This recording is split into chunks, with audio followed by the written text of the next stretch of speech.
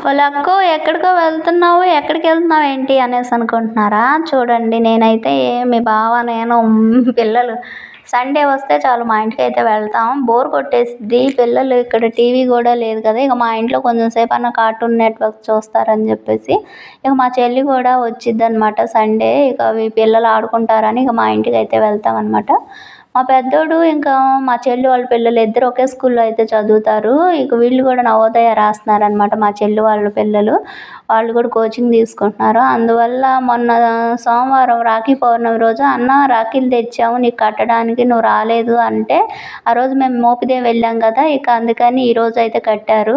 ఇక నేను అక్కడికి మా ఇంటికెళ్ళిన తర్వాత కూడా నా మిషన్ ఎటు బాగోలేదంటే ఆడికెళ్ళిన తర్వాత అది కూడా ఏం సరిగ్గా పని చేయట్లే. ఇక అదంతా బాగు చేసి ఆయిలింగ్ చేసి పెట్టేశాను. ఇక మా అమ్మ తాటికాయని పై పీచులన్నీ తీసేసి బెల్లం వేసి ఉడకబెట్టింది. చాలా బాగుంటుంది ఇలా. నాకైతే చాలా ఇష్టం.